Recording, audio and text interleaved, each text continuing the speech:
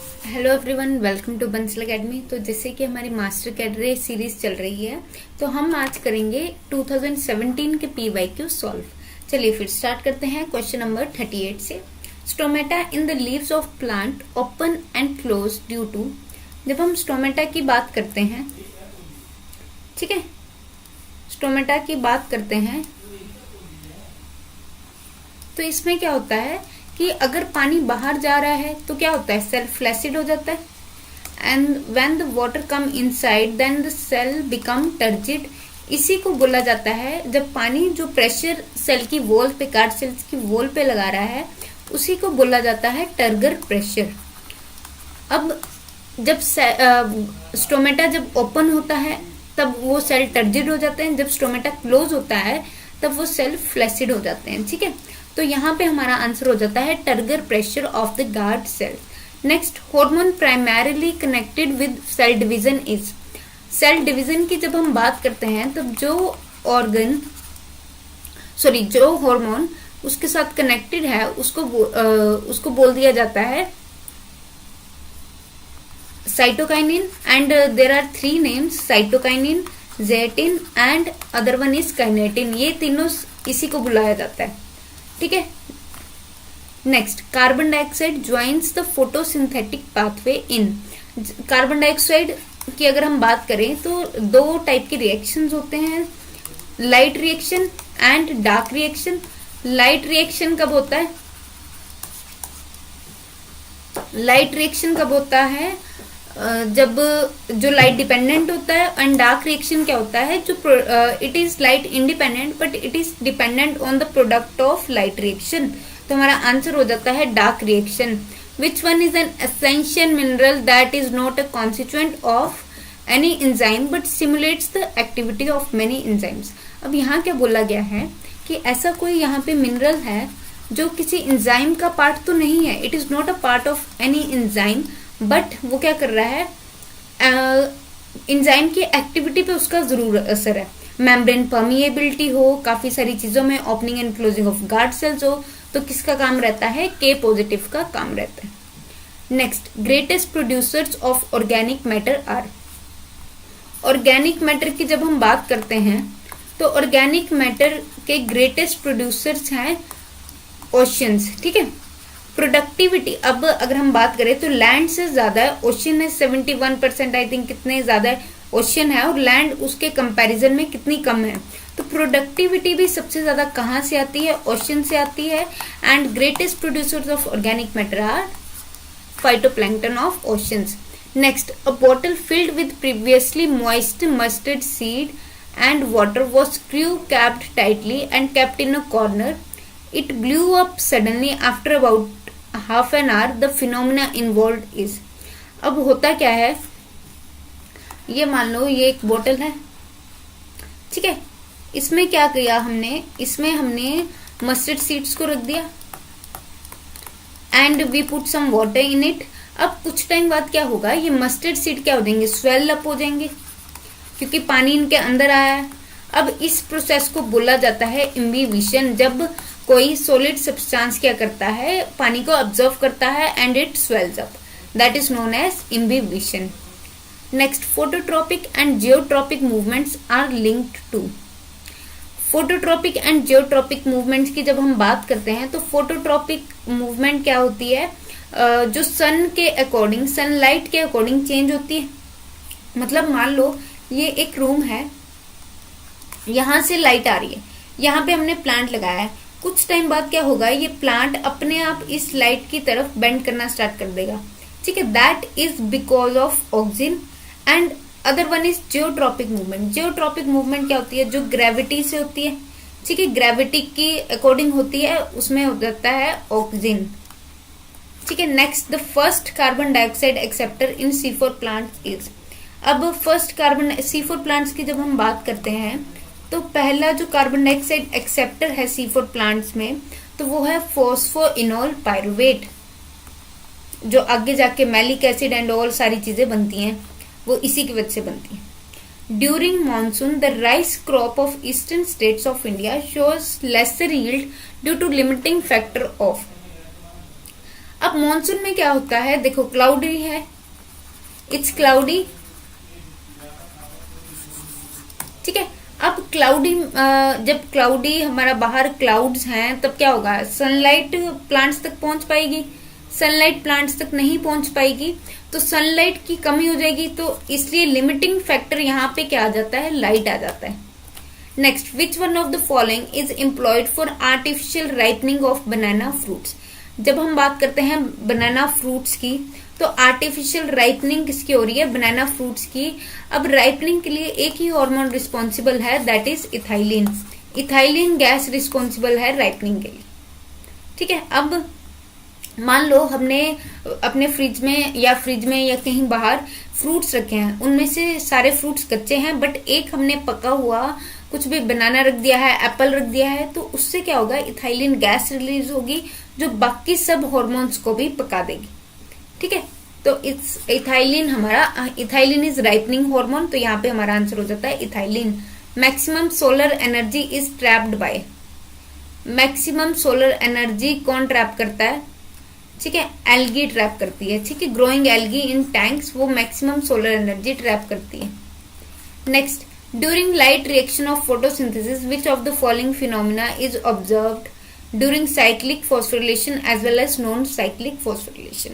अब cyclic phosphorylation और non cyclic phosphorylation में डिफरेंस क्या होता है, साइक्लिक फॉस्फोरिलेशन में जो इलेक्ट्रॉन्स बनते हैं वो वापस साइकिल में चले जाते हैं, बट नॉन साइक्लिक में वो ऐसा नहीं होता, वो आगे पास ऑन किए जाते हैं, वापस नहीं आते हैं। तो यहाँ पे कॉमन चीज क्या रहती है, एटीपी दोनों में बनते हैं, ठीक है, एटीपी दोनों में बनेंगे, बट एक में आगे पास हो जाएंगे, दूसरे में क्या होगा कि वो उसी रिएक्शन में घूमते रहेंगे। Which of the following pigments act as a reaction center during photosynthesis? इनमें से एक, फोटोसिंथेसिस में क्या होता है, इस तरह से रिएक्शन सेंटर होता है जो क्या करता है, जैसे मान लो सनलाइट आ रही है, तो सनलाइट क्या करती है, फोटॉन्स को एक्साइट करती है, एक्साइट कर देगी फोटॉन्स को, ठीक है, फोटॉन्स को एक्साइट करती है। अब यहाँ पे क्या होता है, इसमें रिएक्शन सेंटर हमारा फोटोसिंथेसिस में क्या होता है, P700, हमारा आंसर हो जाता है P700। नेक्स्ट, PS700 जो रिएक्शन सेंटर बनता है इस टाइम पे। Next is which of the following element plays an important role in biological nitrogen fixation. Biological nitrogen fixation की जब हम बात करते हैं तो ये हमारे प्लांट्स हैं चाहे हम हैं। अब हम एटमॉस्फेरिक नाइट्रोजन को नहीं ले सकते, हम एटमॉस्फेरिक नाइट्रोजन को नहीं ले सकते क्योंकि एटमॉस्फेरिक नाइट्रोजन क्या होती है, N2 एंड ट्रिपल बॉन्ड होता है उनमें। अब ये ट्रिपल बॉन्ड हम नहीं तोड़ सकते, तो इसके लिए कौन रिस्पॉन्सिबल है, बैक्टीरिया, मतलब prokaryotes have that capability to break this triple bond, ठीक है, प्रोकैरियोट्स के पास वो कैपेबिलिटी है कि इस ट्रिपल बॉन्ड को तोड़ सके, राइट। नेक्स्ट, अब ये ट्रिपल बॉन्ड वो तोड़ कैसे पाते हैं, एक एंजाइम की हेल्प से, दैट इज नाइट्रोजनेज। अब ये नाइट्रोजनेज जो एंजाइम है ये तीन एलिमेंट्स की वजह से काम, मतलब तीन एलिमेंट्स की हेल्प से काम करता है, that is molybdenum, iron and vanadium. अगर if one of them is absent तो ये काम नहीं कर पाएगा, तो यहाँ पे मुझे ऑप्शन में सिर्फ एक ही दिख रहा है, that is molybdenum. Next, which aquatic fern performs nitrogen fixation. इनमें से कौन सी एक्वाटिक फर्न है जो नाइट्रोजन फिक्सेशन करती है। हमने बचपन से सुनते आ रहे हैं एजोला एनाबिना, एजोला एनाबिना, ये फर्न है, and other one is blue green algae, ठीक है। तो नाइट्रोजन फिक्सेशन ये दोनों मिलके करती हैं। अब नोस्टोक की अगर हम बात करते हैं तो नोस्टोक क्या है, ब्लू ग्रीन एल्गी, ठीक है, नोस्टोक ब्लू ग्रीन एल्गी है। सैल्विया सैलिनिया फर्न्स है, तो एजोला एनाबिना हमारा आंसर आ जाता है क्योंकि ये नाइट्रोजन फिक्सेशन करती है। Next, which fraction of the visible spectrum of solar radiations are primarily absorbed by carotenoids of the higher plants. Visible spectrum की जब हम बात करते हैं तो ब्लू एंड ग्रीन, इनमें ग्रीन सबसे कम करती है, ग्रीन आ गया नहीं।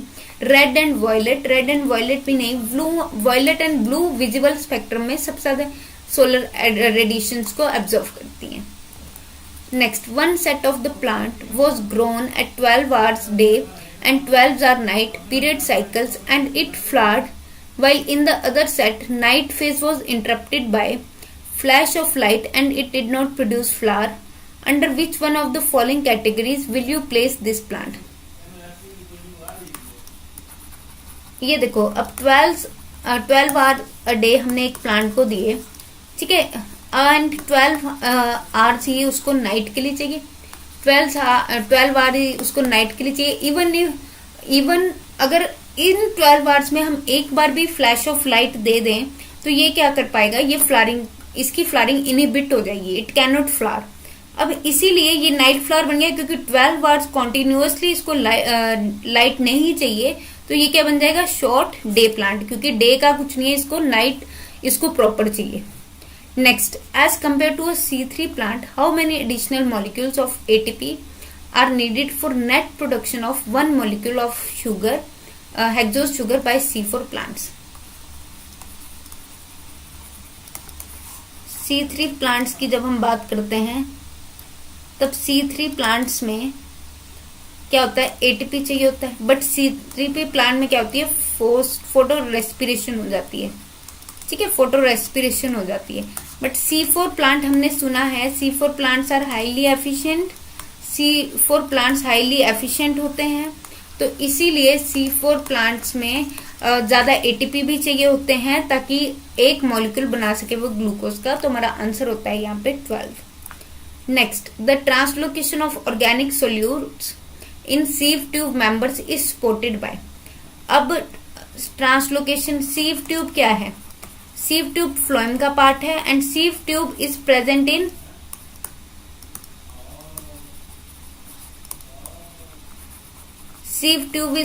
इन एंजियोस्पर्म्स, ठीक है।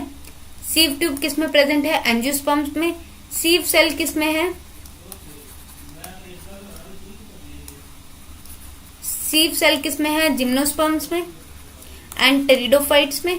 अब जब सीव ट्यूब की बात करते हैं तो यहाँ पे कंपेनियन सेल्स होते हैं और यहाँ से सोल्यूट का मास फ्लो होता है, और वो किसकी हेल्प से होता है, ATP की हेल्प से होता है। तो मास फ्लो का मतलब ये इतना सारा इकट्ठा सामान जाता है आगे, उसको मास फ्लो बोलते हैं, ठीक है। Next, pollen tube entering in embryo sac has. ये पोलन है, ये क्या कर रहा है, पोलन ट्यूब बन रही है। तो पोलन ट्यूब किस, या तो 60% of angiosperms are shed at 2 celled stage, but maximum और 40% किस पे होते हैं, 3 सेल्ड। अदरवाइज बाद में 2 गैमीट सेल वैसे ही बन जाते हैं। तो 2 मेल गैमीट्स होते हैं जो जिनमें से एक प्राइमरी एंडोस्पर्म न्यूक्लियस को फर्टिलाइज करता है, दूसरा किसको करता है, एग को, ठीक है। तो इन दोनों की बात हो रही है, तो हमारा आंसर हो जाता है 2 male gametes. Next, in which of the following plants the germination of embryo occurs when fruit is still attached to the plant. अब कुछ प्लांट्स दिए गए हैं, इनमें क्या बताया गया है कि एम्ब्रियो की जर्मिनेशन होती है, ठीक है, when fruit is still attached to the plant. अब यहाँ पे सारे नॉर्मल सॉइल पे ग्रो कर रहे हैं, सारे नॉर्मल सॉइल पे ग्रो कर रहे हैं except mangrove plant. Mangrove plants की तो रूट्स अपने आप बाहर आती हैं यार, ताकि सांस ले सकें, है ना। अब यहाँ पे फ्रूट है, कोई फ्रूट कैसे सरवाइव कर पाएगा जब ये इतनी मेच्योर रूट ही नहीं सरवाइव कर पा रही सॉइल में। तो ये फ्रूट कैसे अपने आप को करेगा, ये इसकी जर्मिनेशन, एम्ब्रियो की जर्मिनेशन फ्रूट के अंदर ही स्टार्ट हो जाएगी, ठीक है, ताकि उसको एक्सट्रीम कंडीशंस का सामना ना करना पड़े और वो आराम से ग्रो करे। और मैंग्रोव प्लांट्स की एग्जांपल क्या है, rhizophora, that we all no.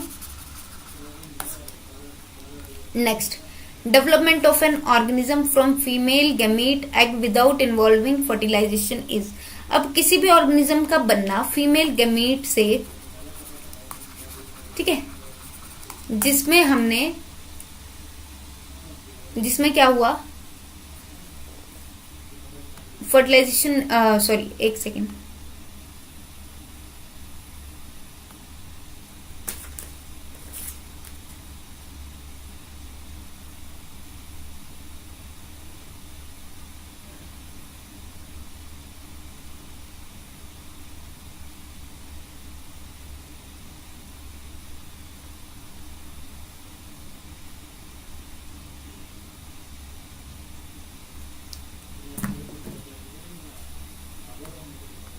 हाँ जी चलिए, तो इसमें क्या है कि development of an organism from female gamete egg without involving fertilization, हमें पता है उसको क्या बोला जाता है, पार्थिनोजेनेसिस, बिना फर्टिलाइजेशन के बनना। ठीक है, next, which one produce androgenic haploids in anther culture. Androgenic haploids का मतलब है मेल पार्ट से हैप्लॉइड बनाना, मतलब मेल से हैप्लॉइड बनाना एंथर कल्चर में। ठीक है, तो वो किससे बनेंगे, देखो एंथर वॉल की हम बात करें तो एंथर वॉल डिप्लॉइड है, कनेक्टिव टिश्यू डिप्लॉइड है, tapetal layer of anther wall is also diploid. तो यहाँ पे हमारा आंसर हैप्लॉइड किससे बनेगा, यंग पोलन ग्रेन से ही बनेगा। कल्चर है तो मतलब सिंगुलर बनाना पड़ेगा हमें, सिंगुलर से सिंगुलर नहीं, हैप्लॉइड से हैप्लॉइड ऑर्गेनिज्म बनेगा। ठीक है, next, which of the following pair have haploid structures, इनमें से किसके स्ट्रक्चर हैप्लॉइड हैं। देखो न्यूसेलस क्या है, डिप्लॉइड। एंटीपोडल सेल्स क्या है, हैप्लॉइड। एंटीपोडल सेल यहाँ भी क्या है, haploid. Egg cell haploid, antipodal cell haploid, megaspore mother cell diploid, nucellus diploid, primary endosperm nucleus diploid. तो हमारा आंसर क्या है यहाँ पे, antipodal and egg cell, because they are both the products before fertilization, fertilization से पहले बने हैं, जो एम्ब्रियो का पार्ट है। Next, when pollen of a flower is transferred to the stigma of another flower of the same plant, the pollination is referred to as. अगर हम बात कर रहे हैं एक फ्लावर के पोलन की, ठीक है, एक फ्लावर के पोलन की, ठीक है, अब ये सेम फ्लावर है, ठीक है, इसके पोलन की बात कर रहे हैं तो इसको बोल देंगे हम ऑटोगैमी। मान लो यहाँ एक अनदर फ्लावर है, उसके स्टेमेन से इसको फर्टिलाइज कर रहे हैं तो दैट इज जिटनोगैमी, बट ये फ्लावर सेम प्लांट का है, this is a same plant. ठीक है, अगर मान लो नेक्स्ट कोई अदर प्लांट है, अदर प्लांट से क्या हो रही है, फर्टिलाइजेशन हो रही है इस प्लांट में, एक प्लांट में, तो उसको बोल दिया जाएगा जीनोगैमी। तो हमारा आंसर यहाँ क्या है, when a pollen of a flower is transferred to the stigma of another flower of the same plant, the pollination is referred to as geitonogamy. Next, an interesting modification of flower shape for insect pollination occurs in some orchids, in which a male insect mistakes the pattern on the orchid flower for the female species and tries to copulate with it, thereby pollinating the flower. This phenomena is known as। अब होता क्या है, देखो अब flower के पास कुछ ना कुछ हमेशा होता है, as a nectar to provide the insect to reward him. ठीक है, अब यहाँ पे क्या है कि अब जो फ्लावर्स हैं उन्होंने क्या किया, एक मॉडिफिकेशन कर ली अपनी, उन्होंने अपने आप को फीमेल इंसेक्ट की तरह दिखाया, फीमेल इंसेक्ट की कॉपी कर ली ताकि मेल आए और उनपे कॉपुलेशन करने की ट्राई करे, जिससे क्या हो जाएगा, जिससे पॉलिनेशन हो जाएगी। ठीक है, अब पॉलिनेशन कैसे होगी, एक प्लांट से दूसरे प्लांट जाएगा, ठीक है, उसको बोल देंगे पॉलिनेशन। तो ये क्या है, mimicry. This phenomena is known as mimicry. Next, adventive embryony in citrus is due to. Adventive embryony क्या होता है, न्यूसेलस क्या करेगा इसमें, न्यूसेलस एक कोई भी एम्ब्रियो बनाएगा, एम्ब्रियो ऐसा बनाएगा जो जेनेटिकली सिमिलर होगा पेरेंट प्लांट के। Embryo is formed which is genetically similar to the parent plant, तो उसको क्या बोल देंगे, nucellus. Next, in angiosperm all the 4 microspores of tetrad are covered by layer which is formed bye.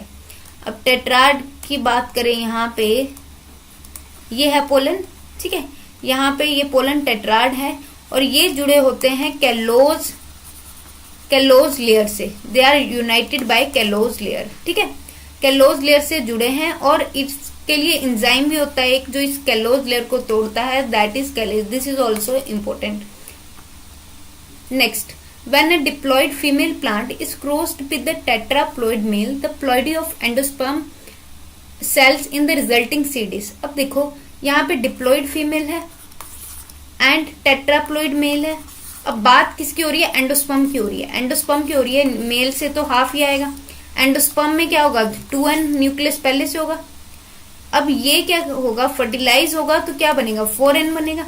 Endosperm की बात हो रही है तो एंडोस्पर्म क्या होगा, टेट्राप्लॉइड होगा, अदरवाइज ट्रिप्लॉइड होता अगर जो मेल गमीट है वो हैप्लॉइड होता। Next, in serial grain the single cotyledon of embryo is represented by. Serial grain की जब हम बात करते हैं तो उसकी कवरिंग को क्या बोलते हैं, स्कूटेलम, स्कूटेलम बोल देते हैं। ठीक है, सीरियल ग्रेन की कवरिंग को क्या बोलते हैं, स्कूटेलम।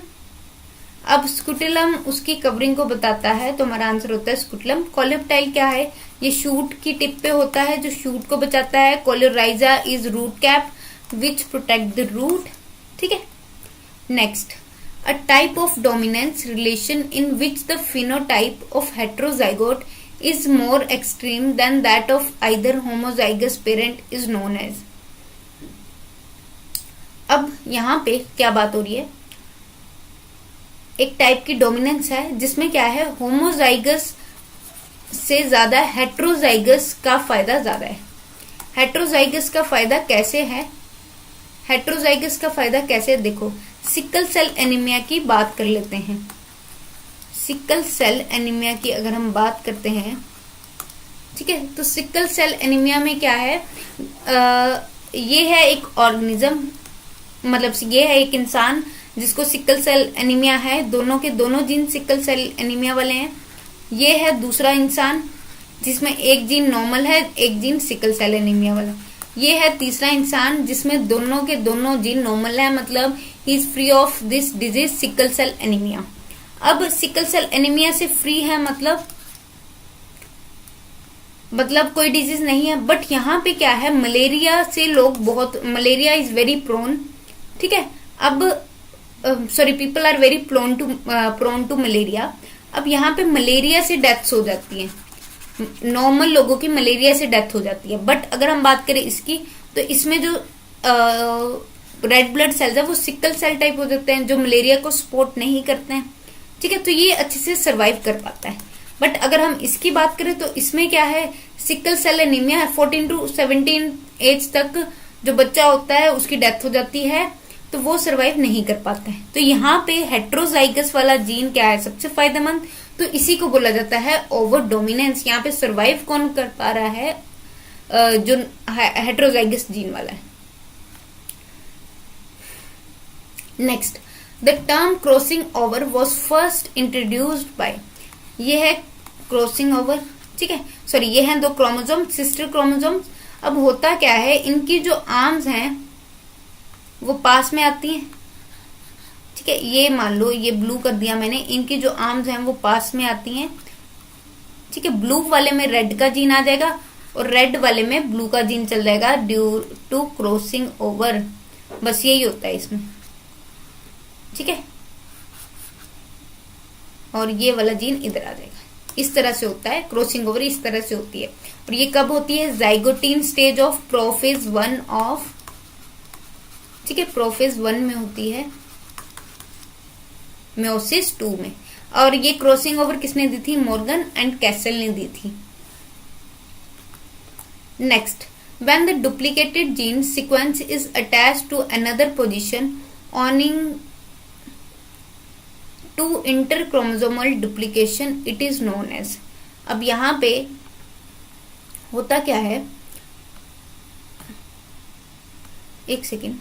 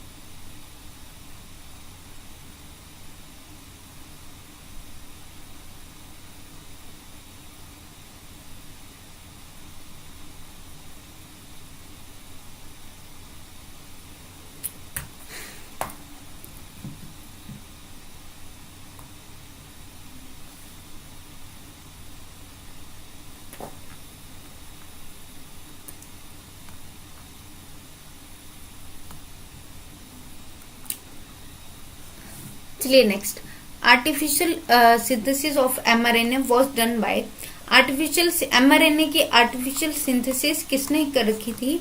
H.G. खुराना जो थे वो रिस्पॉन्सिबल हैं इसकी mRNA की आर्टिफिशियल सिंथेसिस में, मतलब इन्होंने यीस्ट में फर्स्ट आर्टिफिशियल सिंथेसिस की थी mRNA की, तो हमारा आंसर हो जाता है H.G. Khorana. Next, an allopolyploid can reproduce with individuals from, allopolyploid जो होता है वो रिप्रोड्यूस करता है जो मैटरनल पॉपुलेशन से आते हैं। Next, heritable change in gene expression that does not involve change in underlying DNA is termed as epigenetics. इसमें क्या होता है कि कुछ हेरिटेबल चेंजेस आते हैं बट उसमें डीएनए में उसके कोई चेंज नहीं आता है, चेंज डीएनए में नहीं आएगा बट जीन एक्सप्रेशन में हेरिटेबल चेंज जरूर आता है। It is different from mutation. Mutation में हम क्या बोलते हैं, हेरिटेबल चेंज इन जीन, ठीक है, इन डीएनए, बट यहाँ पे जीन एक्सप्रेशन में आएगा तो इसको बोल देंगे epigenetics. Next, which of the following is an in vivo system to study protein interactions, protein interaction के लिए यहाँ पे जो है वो है यीस्ट टू हाइब्रिड सिस्टम। चलिए फिर इसी के साथ हमारे मास्टर कैडेट के 2017 के क्वेश्चन खत्म होते हैं। मिलते हैं फिर नेक्स्ट वीडियो में। Thank you.